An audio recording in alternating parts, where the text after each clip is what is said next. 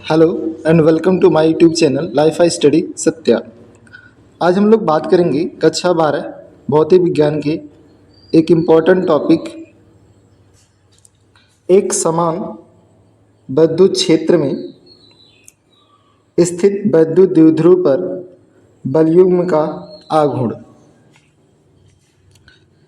तो एक समान विद्युत क्षेत्र में रखे विद्युत द्विध्रुव पर लगने वाले बलयुग्म के आघूर्ण के बारे में।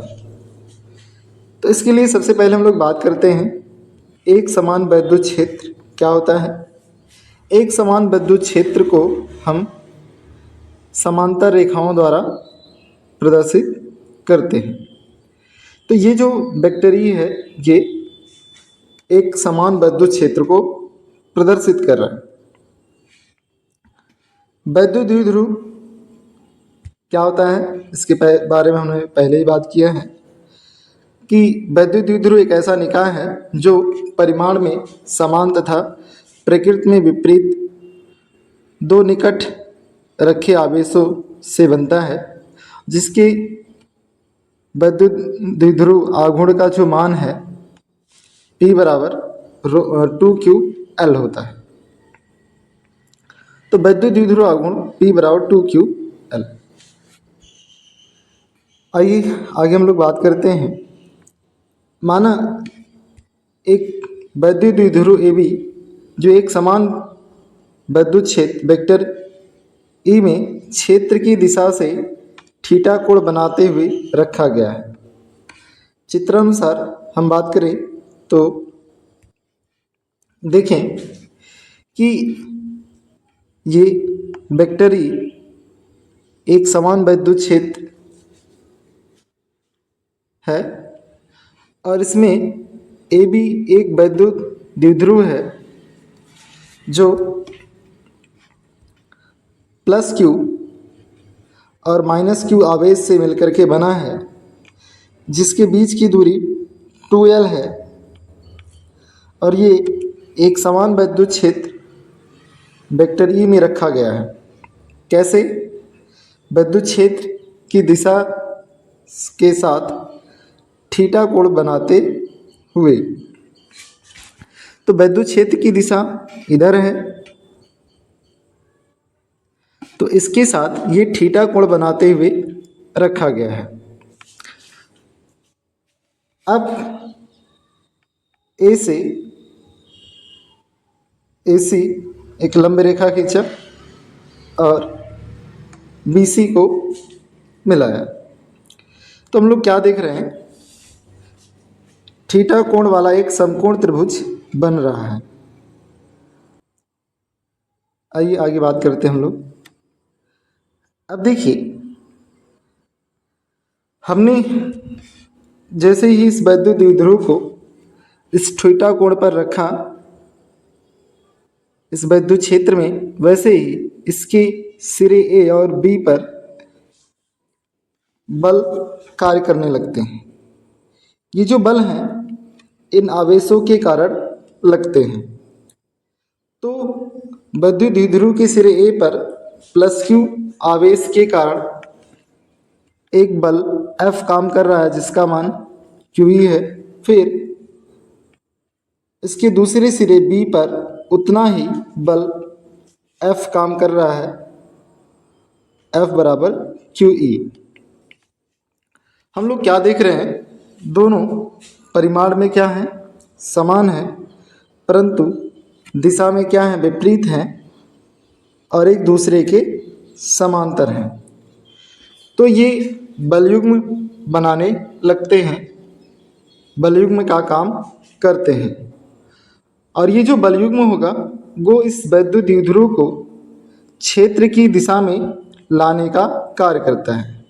अर्थात ये कोशिश करेगा ये बलयुग्म कि जो विद्युत द्विध्रुव है वो क्या हो जाए, इस क्षेत्र की दिशा में आ जाए, क्षेत्र की दिशा में आ जाए। तो विद्युत क्षेत्र की दिशा जो है वो उस दिशा में क्या हो, विद्युत द्विध्रुव आ जाए। ऐसे हम लोग बात करें तो क्या देख रहे हैं यहाँ कि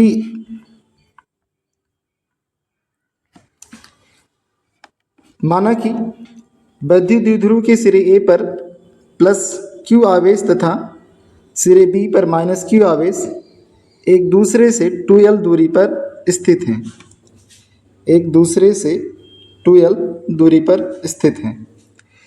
तो वैद्युत क्षेत्र E के कारण प्लस क्यू आवेश पर लगने वाला बल क्या होगा? F बराबर QE होगा। और जो क्या होगा वैद्युत क्षेत्र की दिशा में होगा और माइनस क्यू आवेश के कारण उतना ही बल क्षेत्र की विपरीत दिशा में लगता है। ठीक है, क्या होगा? उतना ही बल क्षेत्र की विपरीत दिशा में लगता है। चूंकि दोनों बल F और F एक दूसरे के बराबर और विपरीत तथा समांतर हैं, अतः ये बलयुग्म बनाते हैं जो वैद्युत द्विध्रुव को क्या करते हैं? जो वैद्युत द्विध्रुव को घुमाकर वैद्युत क्षेत्र E की दिशा में लाने का प्रयत्न करते हैं, अतः इसे हम प्रत्यानयन बलयुग्म का आघूर्ण कहते हैं। तो प्रत्यानयन बलयुग्म का आघूर्ण टाउ बराबर, इसे टाउ या टो प्रदर्शित करते हैं, तो इसे टो से प्रदर्शित करते हैं। तो प्रत्यानयन बलयुग्म का आघूर्ण टो बराबर एक बल का परिमाण गुणे दोनों बलों के क्रिया रेखाओं के बीच की लंबवत दूरी।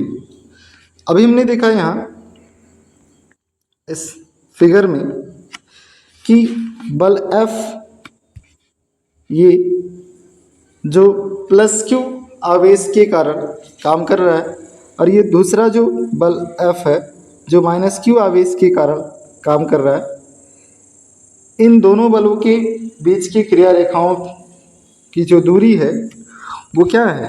AC है। अब इसे कैसे हम ज्ञात कर सकते हैं?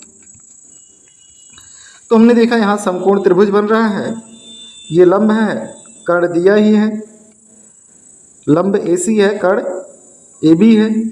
तो यहाँ साइन थीटा का फार्मूला लगाएंगे। साइन थीटा बराबर लंब बटे कर्ण, तो लंब क्या है? AC बटे कर्ण AB। तो AB का मान हमने क्या देखा? दिया है। तो साइन थीटा बराबर क्या? AC बटे AB का मान क्या? 2l है। तो AC बराबर क्या होगा? 2l साइन थीटा हो जाएगा। AC बराबर 2l साइन थीटा हो जाएगा। आइए देखते हैं नीचे क्या है ये। तो हमने देखा क्या कि ये टो बराबर क्या? F into AC। F into AC का मान हमने देखा 2l साइन थीटा, यहाँ आपने निकाला है चित्र से साइन थीटा बराबर AC बटे AB। तो साइन थीटा बराबर AC बटे 2l और AC बराबर 2l साइन थीटा। इस प्रकार AC का मान 2l साइन थीटा हुआ। F का मान क्या है? QE है, तो F का मान रख दिया। अब इसको आगे हम लोग सॉल्व करते हैं तो टो बराबर क्या होगा? 2QL into E sine theta. परंतु हम लोग जानते हैं क्या कि वैद्युत द्विध्रुव आघूर्ण P बराबर 2QL होता है, अतः टो बराबर PE साइन थीटा। मात्रा क्या होगा? Newton metre. क्या होगा? Newton metre. अब देखिए हम लोग बात करें यहाँ, ये जो साइन थीटा है, थीटा की बेस पर हम लोग बात करें, अगर थीटा बराबर 0 अर्थात वैद्युत द्विध्रुव वैद्युत क्षेत्र के समांतर है, तो थीटा बराबर क्या होगा? 0 होगा।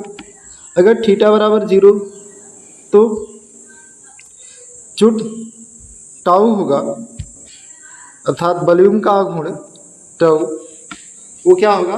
0 होगा। यदि वैद्युत द्विध्रुव क्या है? वैद्युत क्षेत्र की दिशा के लंबवत है, वैद्युत क्षेत्र की दिशा के लंबवत रखा है, तो साइन 90 अंश का मान 1 होता है। तो साइन 90 अंश का जब मान 1 होता है तो इस स्थिति में वॉल्यूम का जो आघूर्ण है वो अधिकतम होगा। क्या होगा? वॉल्यूम का जो आघूर्ण है वो अधिकतम होगा, जिसे हम टो मैक्स या टाउ मैक्स कह सकते हैं। तो टाउ मैक्स बराबर क्या? पी हो जाएगा। यदि वैद्युत द्विध्रुव वैद्युत क्षेत्र की विपरीत दिशा में है तो क्या होगा? तो थीटा बराबर 180 होगा।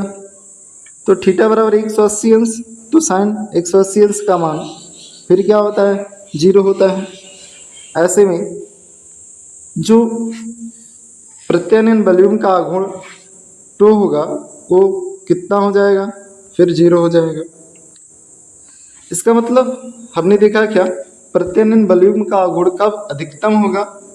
जब वैद्युत द्विध्रुव वैद्युत क्षेत्र की तीव्रता के या वैद्युत क्षेत्र की दिशा के लंबवत रखा होगा।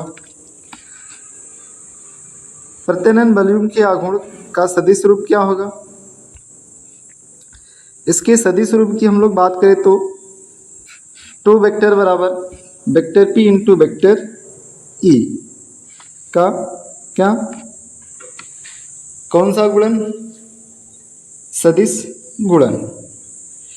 तो प्रत्यानयन वॉल्यूम का आघूर्ण एक सदिश राशि है जिसका मान सदिश राशि वैद्युत द्विध्रुव आघूर्ण तथा वैद्युत क्षेत्र की तीव्रता के सदिश गुणनफल के बराबर होता है। ठीक है, thank you, all the best.